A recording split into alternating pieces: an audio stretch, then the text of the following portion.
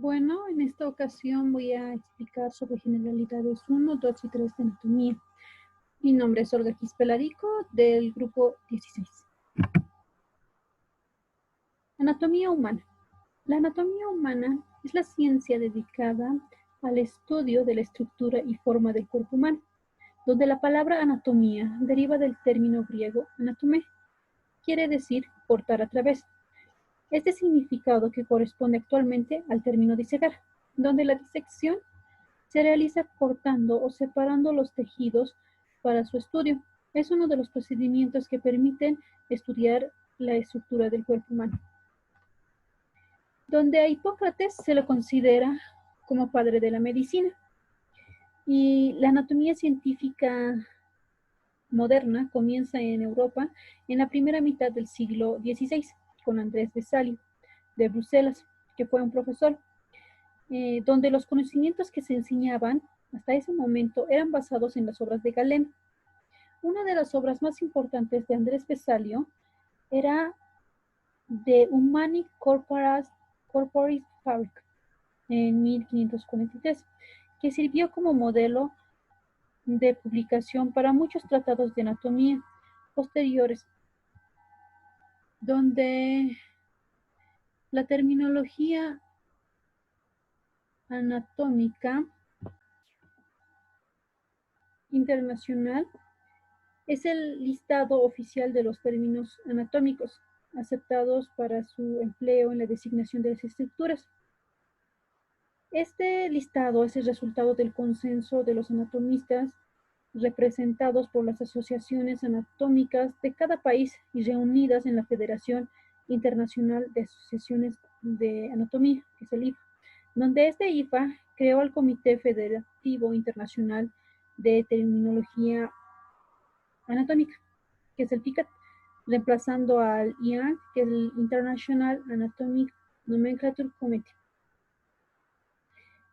Donde la FICAT publica en 1998 la primera edición de Terminología Anatómica Internacional, con 7.583 términos. Este listado actualiza y reemplaza todas las nomenclaturas anatómicas anteriores y es el que se encuentra en vigencia en la actualidad. Y bueno, ahora la Organización General del Cuerpo, donde comenzamos con la célula, que es la unidad estructural del cuerpo humano, y el conjunto de células forma tejidos. Y estos tejidos funcionan y se organizan en forma integrada. El conjunto de tejidos forma un órgano que constituye una unidad anatómica delimitada. Y este órgano forma sistemas. Estos sistemas sirven para desempeñar una función compleja. Y el conjunto de sistemas forma aparatos. Y que mencionaremos posteriormente. Otra importancia que debemos de conocer es la posición anatómica estándar, donde la posición anatómica de referencia para todas las descripciones se define de la siguiente manera, con que en el cuerpo debe de estar de pie, erguido, con la mirada hacia el frente, los miembros superiores a ambos lados del tronco, con las palmas de las manos hacia adelante y los miembros inferiores juntos, con los pies paralelos y dedos hacia adelante, como podemos observar acá. También existen otras posiciones, como el decúbito supino, que es el cuerpo que se encuentra acostado horizontalmente con la espalda apoyada boca arriba. También el decúbito prono, que es el cuerpo que se encuentra acostado boca abajo, o decúbito ventral. También tenemos al decúbito lateral, que está acostado apoyado sobre la. También tenemos a los ejes del cuerpo, donde un eje es una línea recta formado por una sucesión continua e indefinida de puntos en una sola dimensión. Tenemos al eje longitudinal del cuerpo, que es cráneo-caudal, de orientación superinferior y dirección vertical. También tenemos al eje transversal, que es lateral de dirección horizontal, dispuesto de lado a lado del cuerpo. También tenemos al eje sagital, que es ventrodorsal, de orientación anteroposterior y de dirección horizontal. Su término proviene del saeta, sagita, debido a que se dispone como una flecha atravesada en el cuerpo de adelante hacia atrás. También tenemos al eje oblicuo, que se disponen en ángulos no perpendiculares con respecto a los tres ejes mencionados. También tenemos planos. Al plano, un plano es una superficie bidimensional y también como el plano coronal o frontal, son planos dispuestos verticalmente de lado a lado y dividen al cuerpo en una porción anterior y otra posterior. También tenemos al plano sagital. Son los planos verticales orientados en sentido anteroposterior. Estos dividen al cuerpo en una derecha y en otra izquierda. También tenemos a los planos horizontales, que son planos dispuestos transversalmente de lado a lado y perpendicularmente a los planos verticales. Y también tenemos a los planos transversos, que son planos perpendiculares al eje longitudinal en una estructura. En el tórax, por ejemplo, los planos transversos coinciden con los horizontales. También tenemos a los planos oblicuos, que son los planos que seccionan partes del cuerpo, pero cuya orientación no es paralela a ninguno de los planos ortogonales. También podemos mencionar a los términos de situación y dirección, que son varias.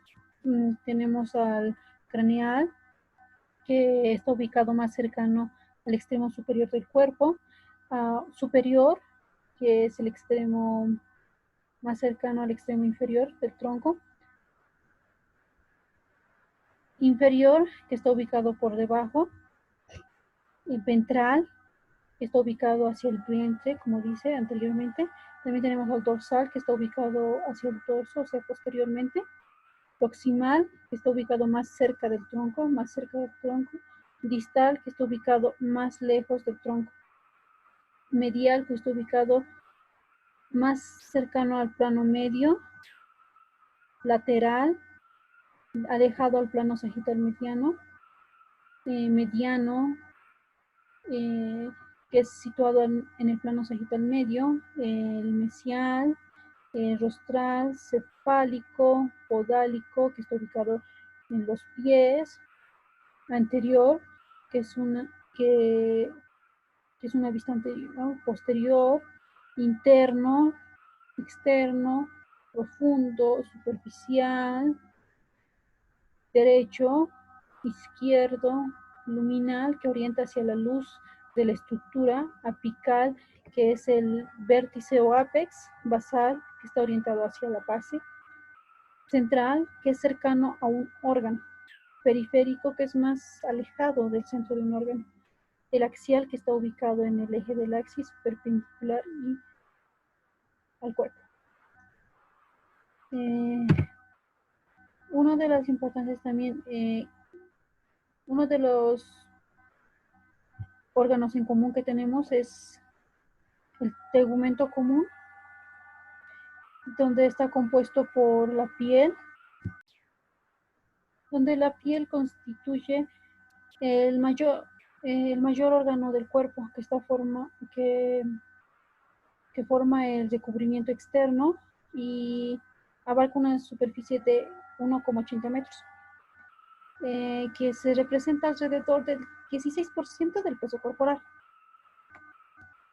Y la piel es de fácil acceso a la exploración física del paciente. Esta tiene varias funciones, como la de proteger al organismo de los efectos de exposición al medio ambiente o agentes físicas o químicas, envuelve al cuerpo, brindando contención para los líquidos extracelulares y los órganos más profundos. También regula la temperatura corporal. Es un órgano de los sentidos para el tacto, la temperatura, el dolor y participa en la síntesis de vitamina D. También está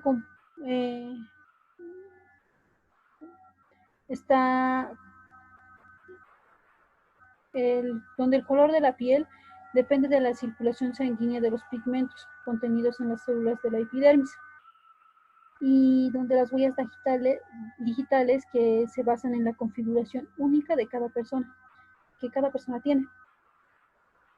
Y está compuesta por la epidermis y la dermis, donde la epidermis es un epitelio estratificado escamoso queratinizado,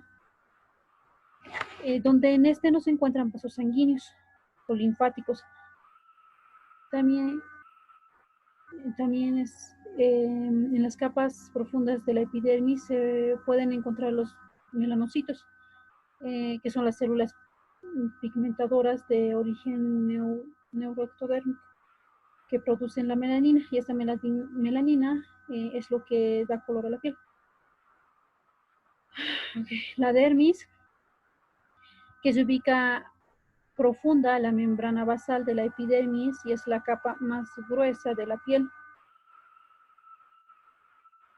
Otros órganos, otros anexos a la piel, podríamos mencionar a las glándulas cutáneas, que tenemos varias, como la glándula sudoríparas ecrinas, que son las glándulas tubulares simples y enrolladas.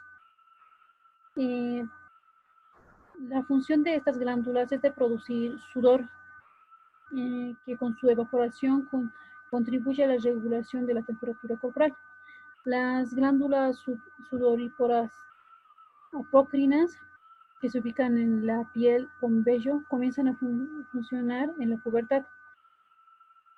Podemos encontrarlas en la axila, en el ingle o la areola. Las glándulas sebáceas holócrinas, que son acinosas, ramificadas en ramizo, producen una sustancia oleosa denominada sebo. Los pelos, que son filamentos córneos producidos por la epidermis.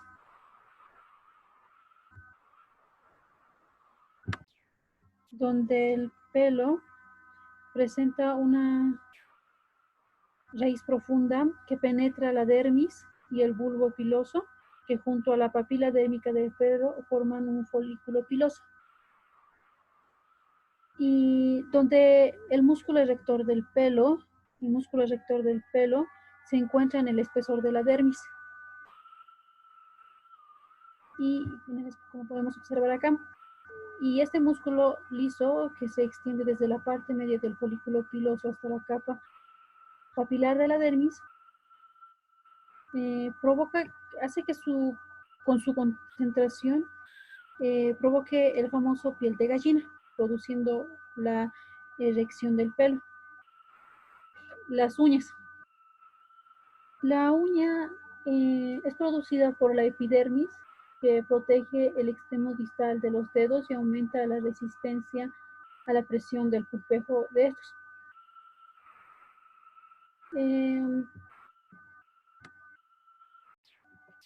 Bueno, ahora mencionamos al aparato locomotor, que está formado por el sistema esquelético, articular y el sistema musculoso. Donde el sistema esquelético es de sostén corporal, está formado por tejidos conectivos especializados, como el hueso y el cartílago, donde los cartílagos cubren a las superficies articulares o están unidas en algunos huesos o en lugares donde se necesita algo de flexibilidad.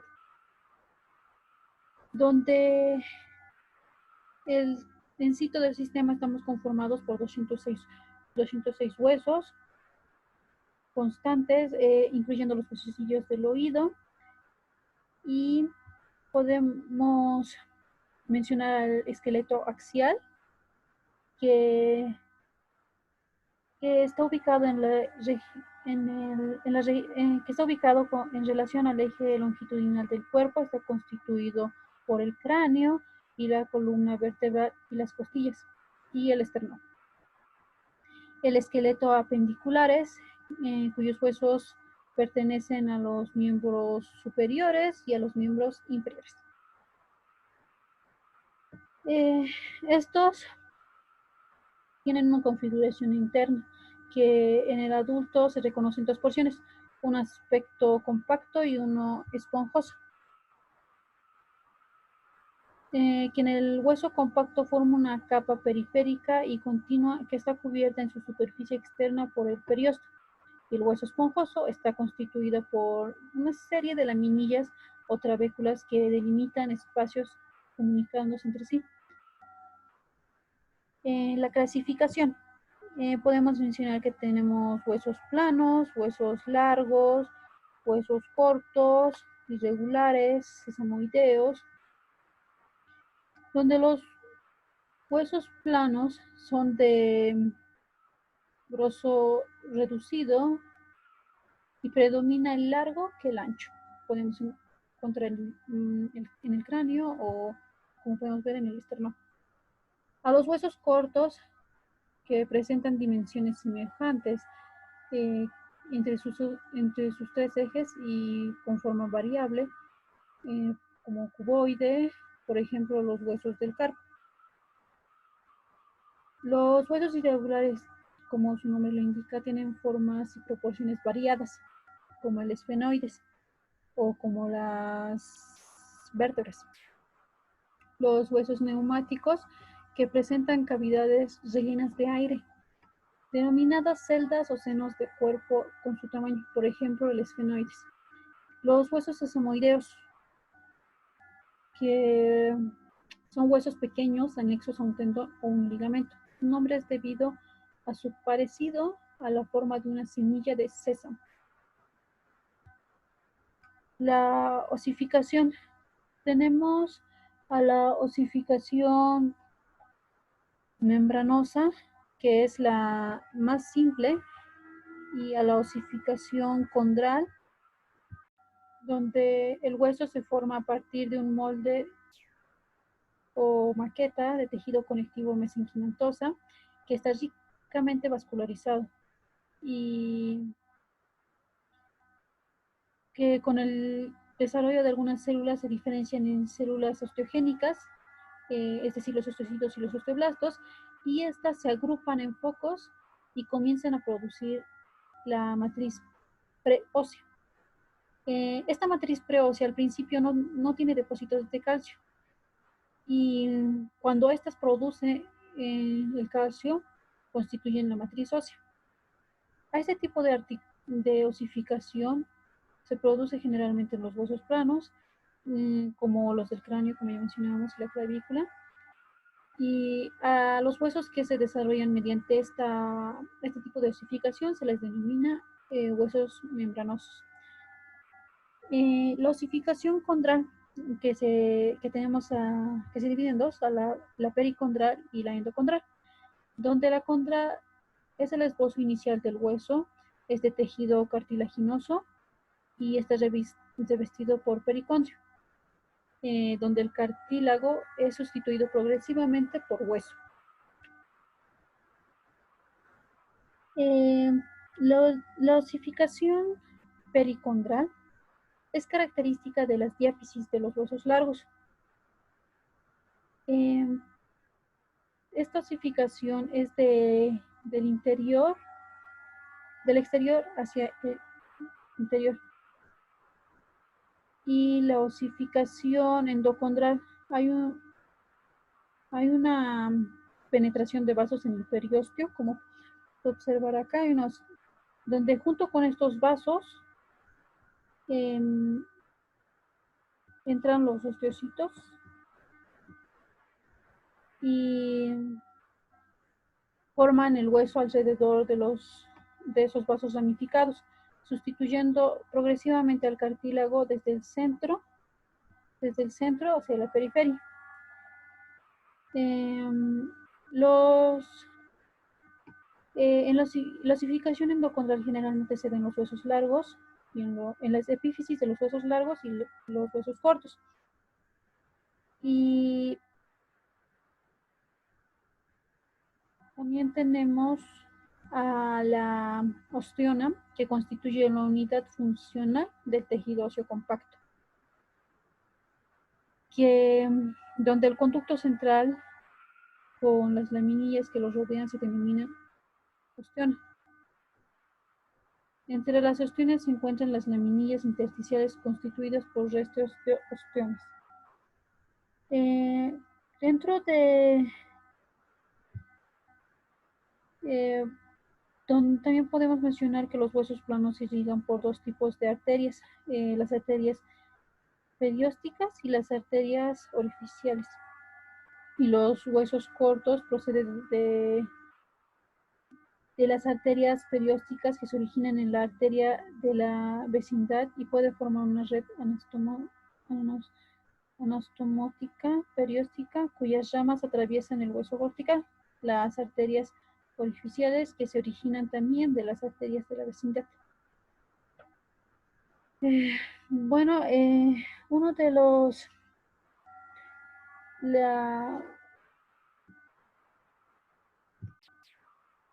ahora toca el sistema muscular, donde podemos mencionar a dos tipos de articulaciones, como a las articulaciones simples, que es aquella articulación que interviene en solamente dos huesos. También a los complejos, que intervienen más de dos huesos. Las articulaciones pueden definirse según el grado de movilidad en las partes que unen. Así hay como las articulaciones móviles y las articulaciones semimóviles, también denominadas anfiartrosis o articulaciones inmóviles. La sinartrosis son uniones entre los huesos o estructuras articuladas mediante el tejido conectivo sólido o semisólido, y estas se subclasifican de acuerdo al tejido conectivo principal que compone la articulación. Es por eso que tenemos a las articulaciones fibrosas, cartilaginosas y óseas, donde las fibrosas o sin fibrosis. En la sindesmosis, los huesos se encuentran unidos por estructura compuesta por fibras elásticas o de colágenos alineados en paralelo, adoptando la forma de una banda o cinta. A eso que le denominamos ligamento. Donde también tenemos a la articulación cartilaginosa, que es donde las superficies articulares poseen formaciones de cartílago hialino y fibrosos que están entre huesos, carecen de cavidad sinovial y presentan ligamentos periféricos que rodean esa articulación.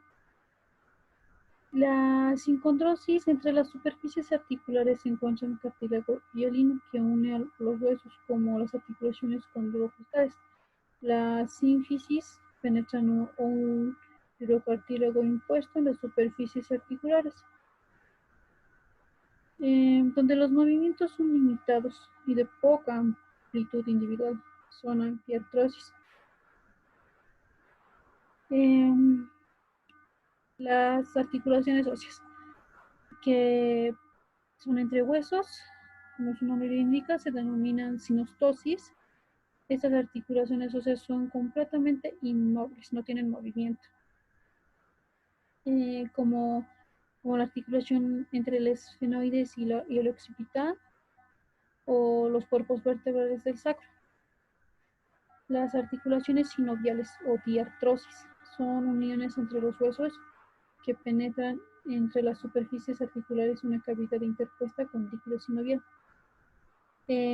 Son articulaciones móviles que por su complejidad anatómica y su diversidad funcional, su movilidad depende de la forma de las superficies articulares.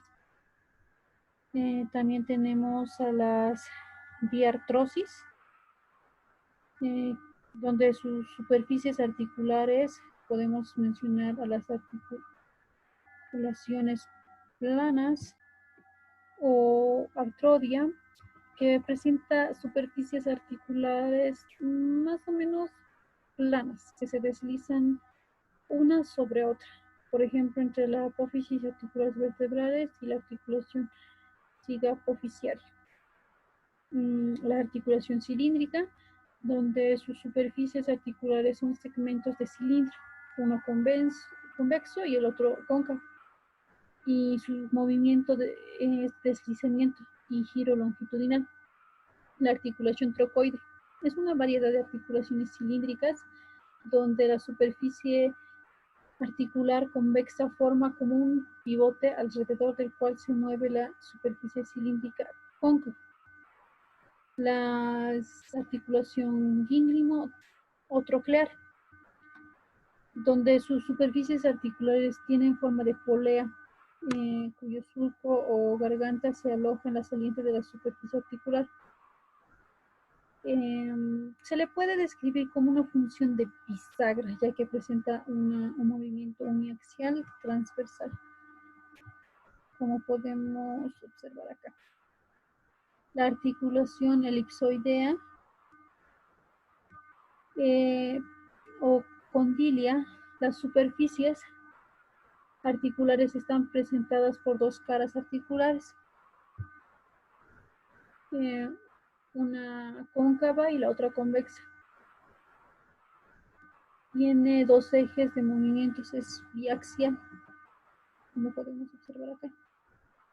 La articulación bicondilia o doble, bicondilia doble, donde dos condilios de una epífisis se encuentran a dos superficies articulares prácticamente planas, ubicadas sobre los condilios de otro hueso. La articulación celular o por encaje recíproco, donde cada una de las superficies articulares es cóncava y en un eje y convexa en el eje perpendicular. Cada superficie tiene forma de silla de montar a caballo. La articulación esferoidea o enartrosis, donde las superficies articulares son esféricas o casi esféricas. Una de ellas es convexa y se enfrenta a la excavación de la otra. La cotiloidea, que es una variedad de articulación esferoidea, donde la superficie es cóncava, es suficientemente profunda para albergar una gran parte de superficie convexa. La mecánica articular, se menciona la palanca de primer grado, la de segundo grado y la de tercer grado. Bueno, donde podemos mencionar al cartílago articular, donde cada superficie articular está revestida por un cartílago articular hialino que se adhiere al hueso, y donde su superficie libre es pulida y de coloración blanquecina. Donde el cartílago articular es meable y extensible y compresible. No posee vasos sanguíneos, se nutre por inhibición a expensas del líquido sinovial, donde la parte basal del cartílago también se nutre por los vasos ubicados en el hueso sobre el que está fijado. El labrum articular o rodete articular se dispone en forma de anillo alrededor de algunas fosas articulares, a las que aumenta una superficie articular y concavidad. Menisco articular tiene forma de media luna y está interpuesto entre las superficies articulares, mejorando su concordancia. El disco articular está interpuesto entre las superficies articulares y divide la articulación en dos cavidades secundarias, donde sus dos caras miran hacia las superficies articulares y su borde periférico se adhiere a la cápsula fibrosa. donde la cápsula articular constituye un depósito que asegura el contacto entre las superficies articulares y donde la cápsula se inserta en el hueso, en la vecindad del revestimiento del cartílago articular. En la disposición de la cápsula articular en forma de monito fibroso está relacionado con la característica de las superficies articulares, donde podemos mencionar también a los ligamentos, que poseen formas variables, en forma de banda, cinta, cordón, separado o engrosado, adherido a las cápsulas, donde su resistencia le confiere firmeza a la articulación, ya que la ayuda. Hay ligamentos fibrosos prácticamente inextensibles, ya que su extensión es limitada o limita el movimiento, y ligamentos elásticos, donde son algo más extensibles, permite mayor movimiento, y estos ligamentos pueden lesionarse por traumatismos articulares, simple, distensión, desgarramiento, roturas, es decir, los esguinces, o bien distorsión con agotamiento óseo o cine, como las luxaciones.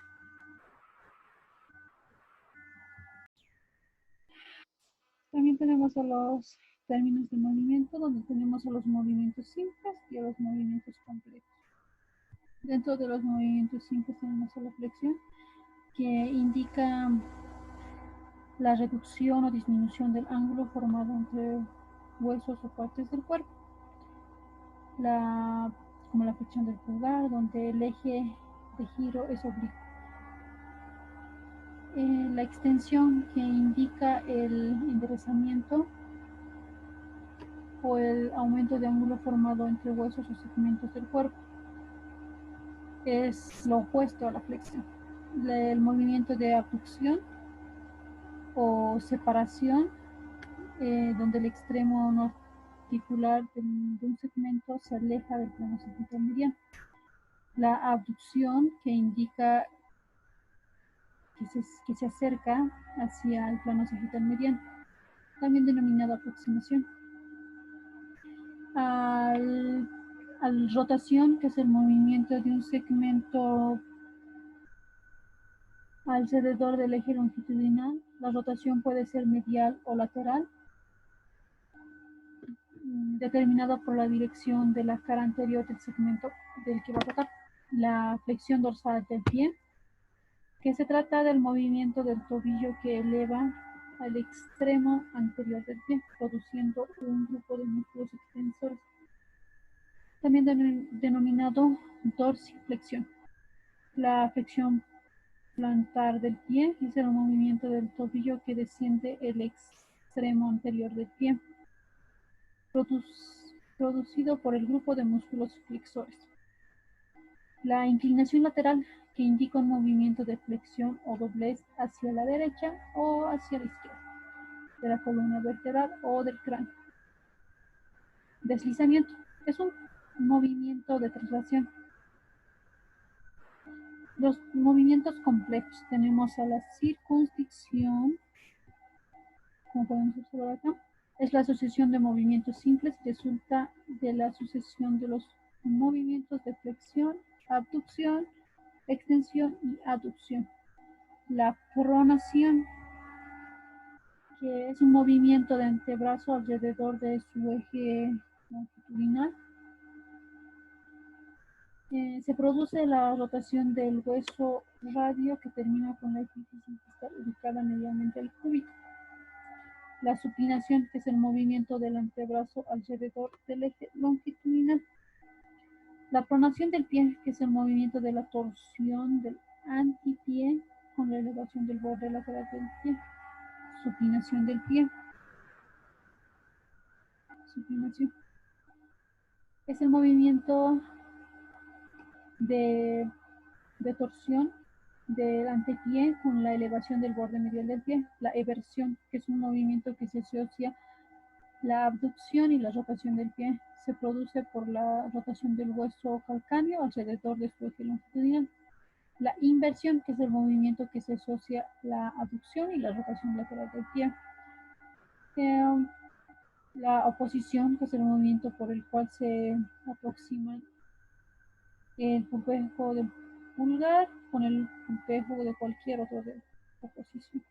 La reposición. Se trata del movimiento que realiza el pulgar desde la posición de oposición hasta la posición anatómica. La antepulsión es el movimiento de desplazamiento de un segmento hacia adelante.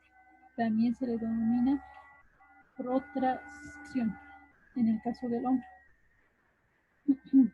Retropulsión es el movimiento de desplazamiento de un segmento hacia atrás. También se le denomina retracción. Esto en el caso del hombro. La nutación, que se trata de un movimiento balanceado del hueso sacro alrededor del eje transversal. La contranutación, que es un movimiento balanceado entre el sacro por el cual la base de este hueso se dirige hacia arriba y su vértice hacia abajo y adelante. Esta acción produce un movimiento hacia atrás del pubis, o sea, como la retropulsión del pubis. La elevación se trata del movimiento que desplaza un segmento del cuerpo hacia arriba. Descenso, que desplaza un segmento hacia abajo. También se denomina depresión. La protrusión, que es el movimiento hacia adelante realizado por la mandíbula. La reclusión, que es el movimiento hacia atrás realizado por la mandíbula. La diducción son los movimientos de lado a lado de la mandíbula.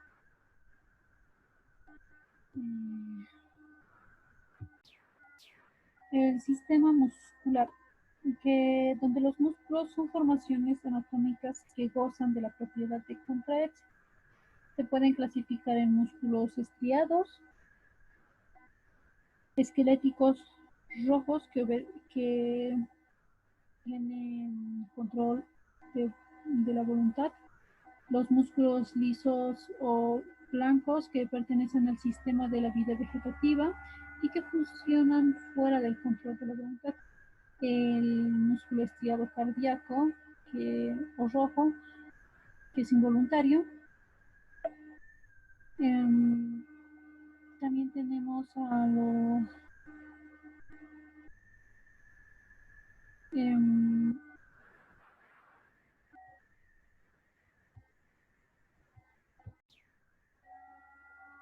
también se clasifican según su forma que adopten, donde tenemos a los músculos largos o fusiformes, tienen forma de uso, con diente grueso, como podemos observar acá, y redondeado en el extremo, y en los extremos es adelgazado. Se encuentra en especial en los miembros. También tenemos a los músculos anchos o planos. Se caracterizan por ser aplanados, como su nombre lo indica. Se lo encuentra en las paredes de las grandes cavidades como el tórax y el abdomen.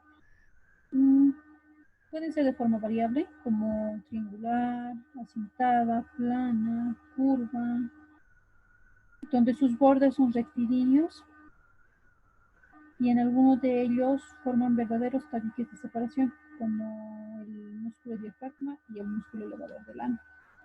Los músculos cortos encuentran las articulaciones donde los movimientos son poco extensos, lo que no le excluye su fuerza ni su especialización. Los músculos peniformes, la organización de los fascículos musculares tienen un aspecto de las bardas de las plumas. Las fibras musculares se disponen de manera fascicular oblicua con respecto a un tendón que forma el eje. Y también tenemos a los músculos anulares o circulares o esfintéricas, como podemos observar acá. Están dispuestos alrededor de un orificio al cual circunscriben y hace duro en el cierre. Los músculos convergentes se originan en un área ancha y convergen para formar un solo tendón. Los músculos cuadrados que tienen 4 lados iguales, como el músculo cuadrado femoral, donde la contracción de los músculos, podemos mencionar a la contracción isomérica o estática, donde pone en tensión el músculo sin modificar su longitud. También la contención isotónica, que acorta el músculo acercando sus inserciones y suscita un movimiento propio para cada músculo. Los tendones. En muchas ocasiones, en muy pocas ocasiones, es muy raro ver que un músculo se inserte directamente. Por lo general lo hacen por intermedio de un tendón, que es una estructura fibrosa, donde el tendón prolonga el músculo hasta su punto de inserción. La forma de los tendones es variable, pueden ser cilíndricos o aplanados, o largos o cortos. Los tendones son siempre de coloración blanquecina brillante, nacarado. Son muy resistentes y prácticamente inextensibles, donde permite la contracción del músculo, que puede actuar sin retardo, sin pérdida de fuerza frente a palanca puesta en movimiento. También tenemos a los puntos de inserción, origen o terminal, y donde los puntos de inserción de origen pueden ser carnosas, donde las fibras musculares llegan a la superficie ósea, o de inserción perdiéndose en el periósteo. Son poco frecuentes las carnosas. Las tendinosas, donde el músculo se origina por medio de fibras blanquecinas en un tendón de origen de forma variable. Puede ser cilíndricas, aplanadas, cortas, largas, entre otros. Las tendinomusculares, que son la combinación entre el músculo y el tendón. Los arcos fibrosos, entre dos puntos de inserción ósea. Tiende un arco cuya convexidad parte en fibras carnosas. Algunos músculos están formados en su origen por varios cuerpos, como los bíceps, tríceps, cuádriceps, ya que su punto de origen pueden ser de una o dos, pueden tener de 1 a 2 puntos de origen o más. Las inserciones de terminación, que pueden hacerse las más frecuentes por medio de tendones, que prolongan el cuerpo muscular bajo formas variables, ya sean largos, gruesos, cortos, cilíndricos, aplanados, pueden emitir expansiones.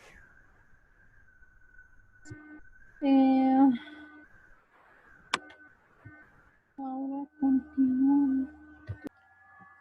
Puede también tener lesiones como la miositis, que es la inflamación del músculo estriado, que es una infección o enfermedad autoinmune.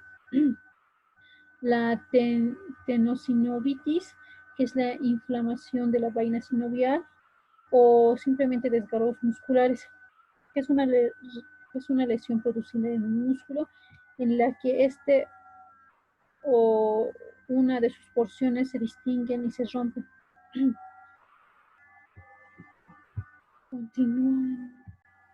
Vainas fibrosas y vainas sinoviales de los tendones, que son formaciones desarrolladas a modo de puente o de túnel entre las superficies óseas sobre las cuales se deslizan los tendones, cuya función es de contener el tendón, permitiéndole un deslizamiento fácil y actuar como polea de flexión. Las vainas fibrosas están insertadas en el hueso Y las vainas sinoviales son envolturas serosas que tapizan el interior de estos túneles osteofibrosos que favorecen el deslizamiento de los tendones, donde está formado por una lámina visceral y una lámina parietal. Las bolsas serosas anexas a los músculos. Es muy frecuente observar entre dos músculos y entre un músculo y un hueso pequeñas bolsas tapizadas por una membrana serosa.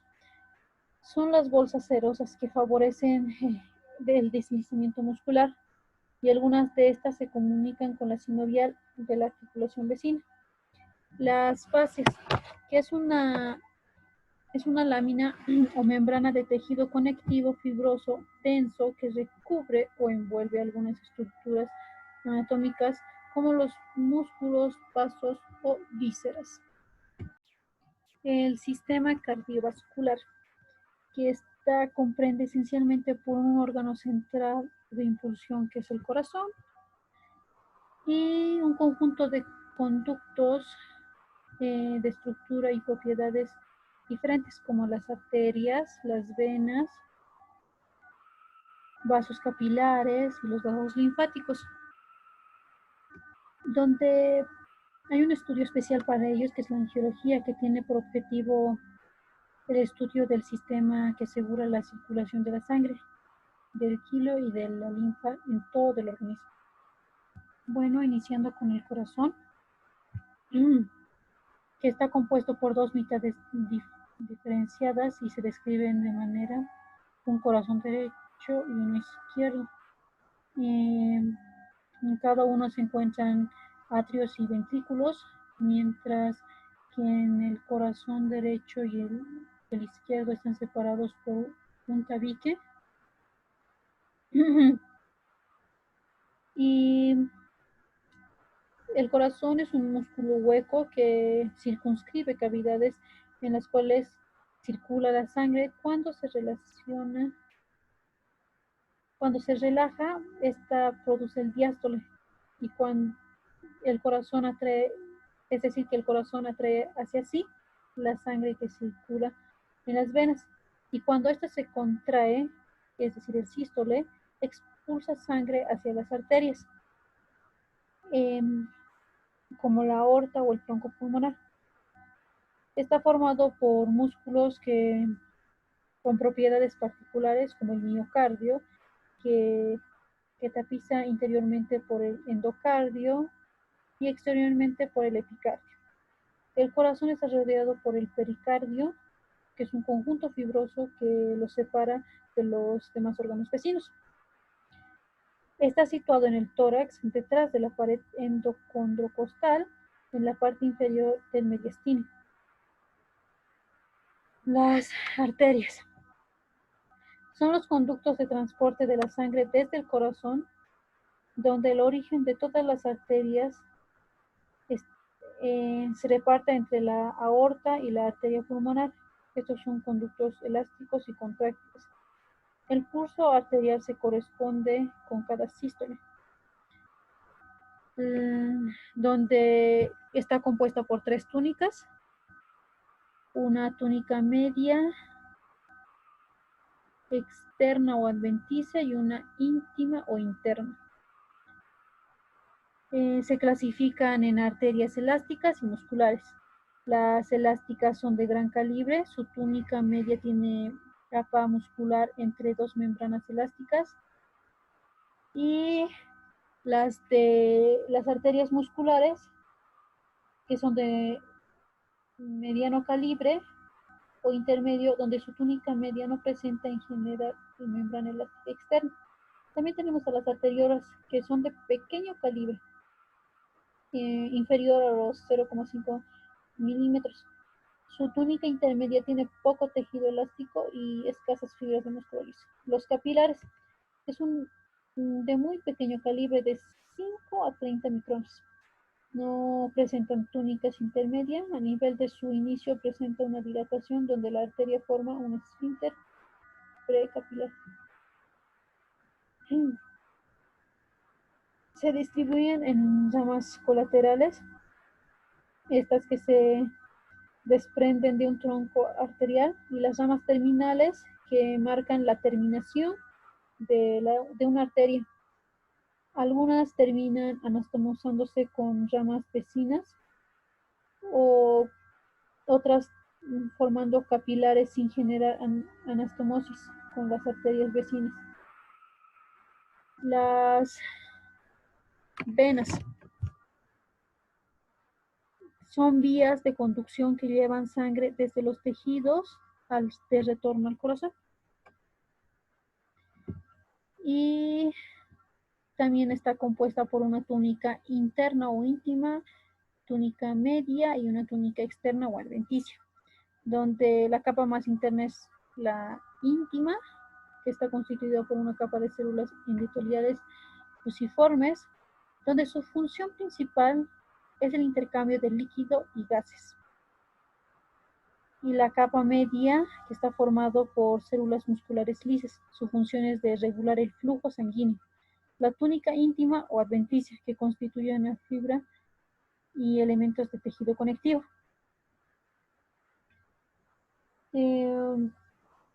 Donde las principales diferencias entre las venas y las arterias están en relación con su estructura, ya que radican en la túnica media. Por ejemplo, es decir, que en la vena la túnica media es más laxa debido a la mayor cantidad de fibras elásticas y de fibras de colágeno que las forman. A diferencia de las arterias, es que en su capa media está formado por capas compactas de células musculares, donde las venas pueden clasificarse de acuerdo con su disposición o topográfica en 4 grandes grupos: un sistema venoso superficial, un sistema venoso profundo, un sistema venoso comunicante y un sistema venoso perforante. Donde el sistema venoso superficial es el que está ubicado más profundo a la piel y discurre principalmente a la fascia de revestimiento. El sistema venoso profundo discurre profundamente a la fascia de revestimiento superficial y suele acompañar a las arterias de la región. El sistema venoso comunicante, que se compone de estructuras que comunican venas en el mismo plano o estrato. El sistema venoso perforante, que comunica el sistema venoso superficial con el sistema venoso profundo. Poseen válvulas que impiden la circulación venosa, y las venas se originan en los capilares venosos de los vasos sinusoides. La anatomía funcional de las venas, que tienen una resistencia a la circulación venosa, que es gravitatoria durante el pasaje de decúbito supino a la posición de pie. Las venas como órganos estáticos, la capacidad del sistema venoso es de 4.700 millones frente a 800 mililitros de las arterias. Los capilares están interpuestos entre las arterias y las venas.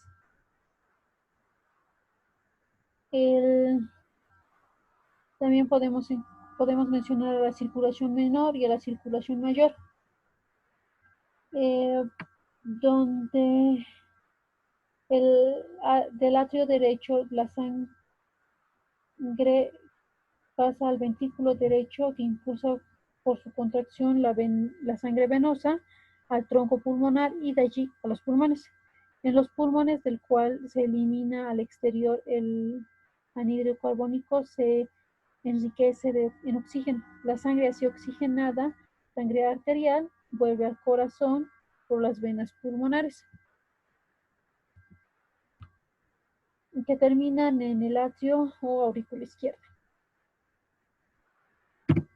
El sistema linfático, que está constituido por órganos linfáticos primarios, secundarios y por vasos linfáticos,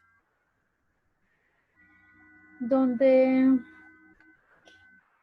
Los vasos linfáticos en todos los tejidos irrigados por vasos sanguíneos, excepto en la placenta y en el sistema nervioso central, donde no existen los linfáticos, se originan en vasos capilares con un extremo cerrado.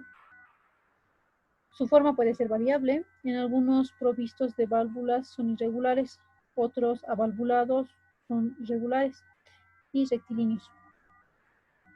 Los vasos linfáticos están anastomosados entre sí, lo que no modifica su trayecto convergente hacia los nodos. Es generalmente adosados a las venas y son superficiales o profundos. Los nodos linfáticos son masa de tejido linfático de volumen variable que reciben vasos linfáticos aferentes y están drenados por uno o varios vasos linfáticos eferentes.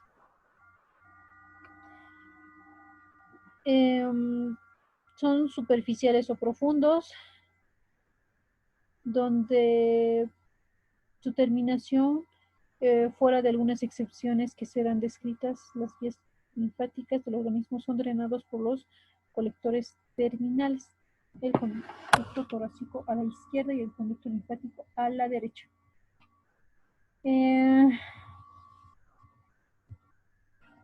Donde la sangre, las células sanguíneas se forman después del nacimiento en la médula ósea. El proceso de hematopoiesis produce glóbulos rojos, los eritrocitos, y glóbulos blancos, los linfocitos. Estos últimos incluyen a los dentro de ellos incluyen a los granulocitos, neutrófilos, eosinófilos, basófilos, linfocitos B y monocitos, donde los linfocitos T se desarrollan y maduran en el timo.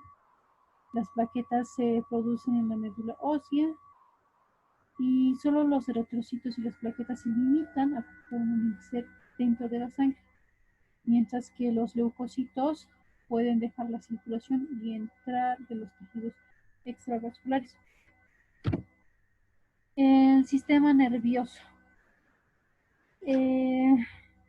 Encontramos un sistema nervioso central, periférico y autónomo.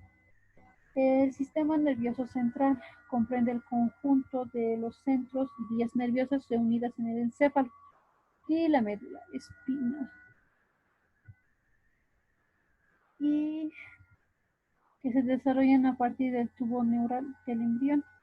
El sistema nervioso periférico, formado por nervios craneales y espinales. Las ramas anteriores de los nervios espinales pueden formar plexos nerviosos mediante los cuales las fibras nerviosas se entremezclan para dar origen a nervios.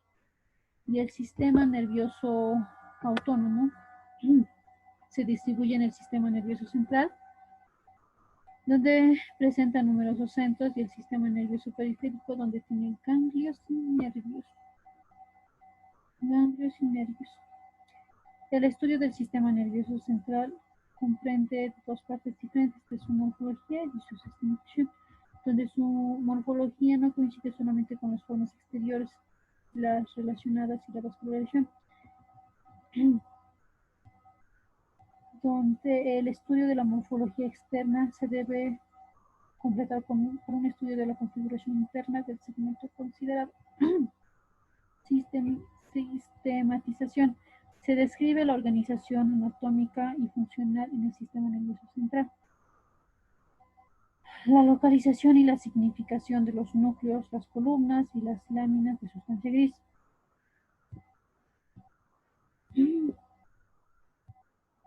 Sistema nervioso central. El encéfalo, donde el encéfalo está formado por el cerebro, cerebelo y el tronco del encéfalo. Los hemisferios cerebrales derivados del telencéfalo presentan la región externa, representado por el córtex cerebral, que permite los cuerpos neuronales denominados sustancia gris. La médula espinal, que es la porción del sistema nervioso central contenida en el conducto vertebral, dispuesta a lo largo de sus 2/3 superiores. Las meninges, que son 3 láminas de tejido conectivo que rodean, protegen y mantienen el sistema nervioso central dentro del cráneo y del conducto vertebral. la dura madre, que es la más externa y la más gruesa, la aracnoides, que se adhiere a la superficie interna de la dura madre, la pía madre, que es la más interna de las tres, y el sistema nervioso autónomo es diferente al sistema nervioso somático, ya que controla los órganos destinados a la nutrición, ejerciendo una actividad que escapa casi íntegramente del control de la voluntad. Existe una intrincada interacción entre el sistema nervioso somático y el sistema nervioso autónomo a nivel de distintos centros. El sistema nervioso autónomo comprende dos porciones distintas, la porción sináptica y la porción parasimpática. Esta diferencia no es solamente autónoma, también es funcional. Ambos sistemas intervienen los órganos, salvo excepción.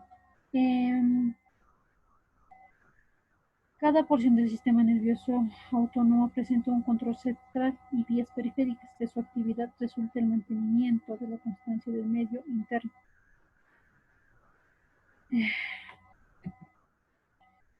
Y también podemos mencionar los que en el parasimpático hay núcleos que se denominan el núcleo dorsal del vago, núcleo salivar inferior, núcleo salivar superior, núcleo lagrimal.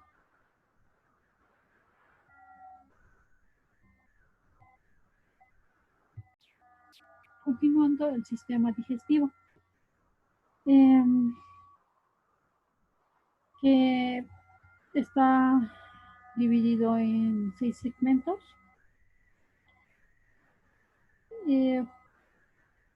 Como y donde su recorrido inicia en la boca, anexos a estas los dientes y la lengua. La boca donde ingresa, es el medio donde ingresa los alimentos que son ingeridos, y la faringe, que se encuentra también en la cabeza, el esófago, y se encuentra en el cuello. El esófago desciende por el tórax y atraviesa el músculo diafragma para llegar al abdomen. En el abdomen se encuentran el estómago, el intestino delgado con sus porciones, tanto duodeno, yeyuno e ilio, el intestino grueso, igual con sus porciones el colon ascendente, transverso, descendente, el colon sigmoideo, el recto, y ingresa los alimentos por la boca y termina estos por el ano, ya que por ahí es donde se eliminan los desechos, que tiene como que se encarga fundamentalmente de incorporar los alimentos, producir la degradación enzimática y de digerirlos. Es, entre los órganos accesorios se encuentran las glándulas anexas al sistema digestivo, como las glándulas salivares mayores, menores, el hígado y el páncreas, ya que también se relacionan.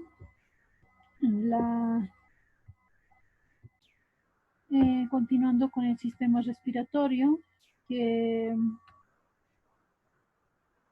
donde está compuesto por dos vías aéreas, una superior y otra inferior, donde entre las vías superiores que están ubicadas en la cabeza, corresponden a la nariz, donde ingresa el aire, las cavidades nasales, los senos paranasales, y la faringe, y las vías inferiores, que corresponde a la laringe, a la tráquea, a los bronquios principales y sus ramificaciones dentro del pulmón, a los bronquiolos, hasta llegar a los alveolos, donde las cavidades nasales tienen receptores para el olfato, y la laringe también es un órgano emisor de sonidos vocales, ya que ayuda en la fonación. Los pulmones, que están ubicados en el tórax, cada uno a cada lado, están rodeados respectivamente por una cavidad regular, donde su irrigación sanguínea de cada pulmón tiene una función especial, además de nutrición del órgano. Y además de proveer la sangre para el intercambio gaseoso. El sistema respiratorio tiene como función principal asegurar los intercambios gaseosos entre el aire atmosférico y la sangre. Esta función constituye la respiración externa, donde también participa en la regulación del pH sanguíneo, ya que tiene receptores para el olfato, filtra el aire cuando inspiramos y origina la voz.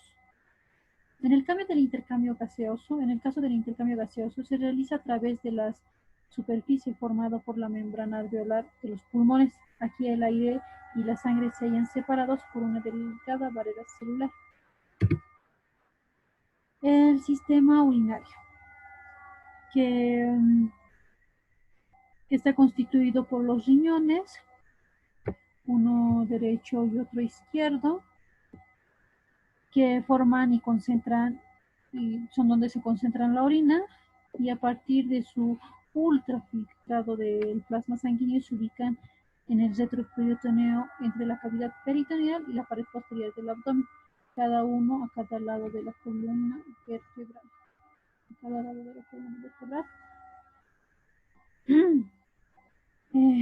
Tienen funciones de secreción endógena, donde ya que produce la orina, esta es reunida por la pelvis renal y luego transportada por los uréteres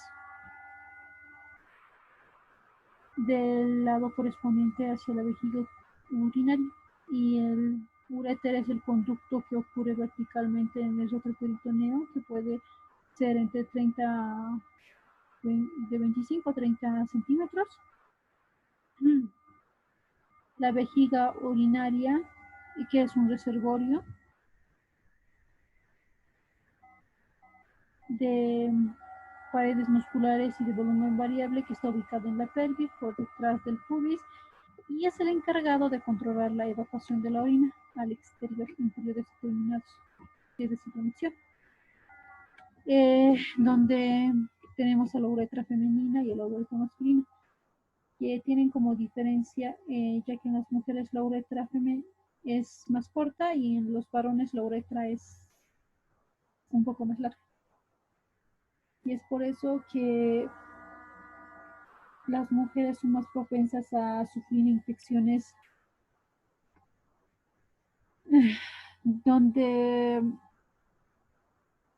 cada uno de estos órganos ya mencionados tienen distinta función, pero cuyo objetivo final es la eliminación de sustancias tóxicas que hay en nuestro organismo y de regular la eliminación y absorción de líquidos del organismo. Los sistemas genitales. Tenemos al sistema genital femenino y al masculino. En sí, los sistemas genitales son los que aseguran la reproducción sexual del ser humano.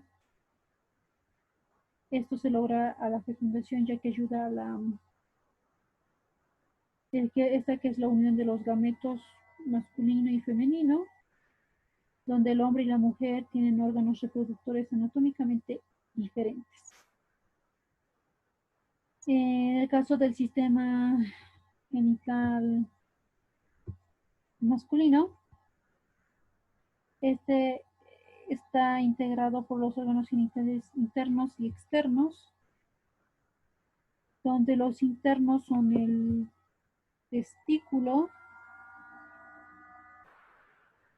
una glándula que produce espermatozoides, cuyas células endócrinas intersticiales elaboran la testosterona, y el epidídimo,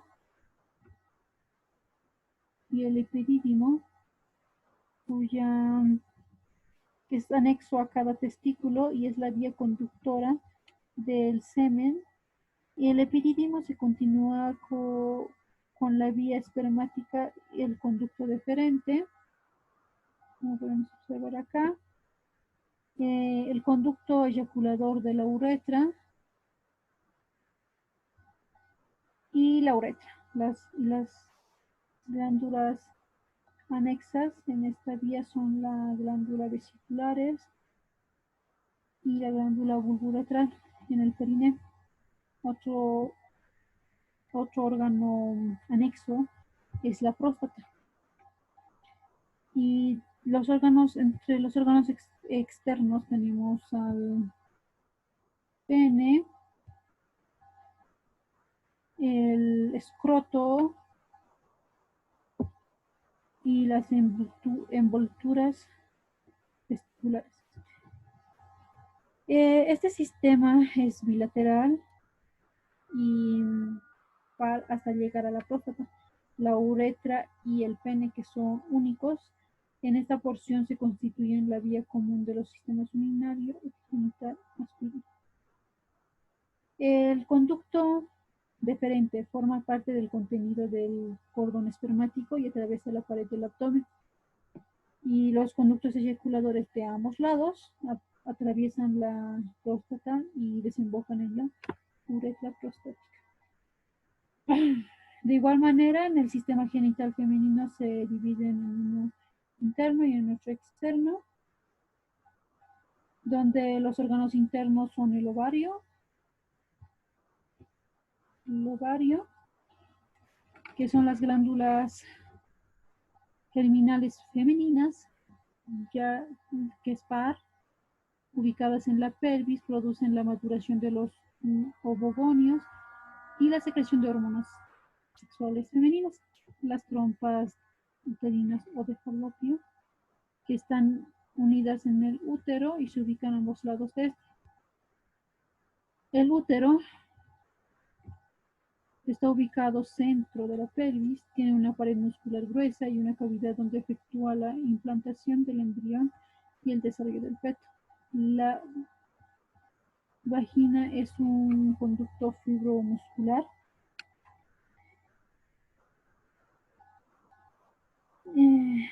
También tenemos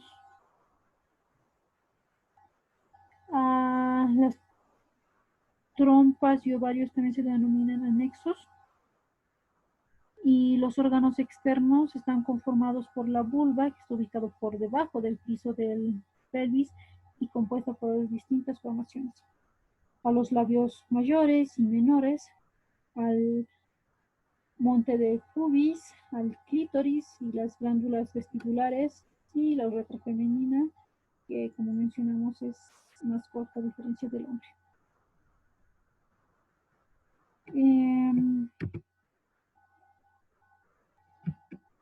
Bueno, eso sería todo.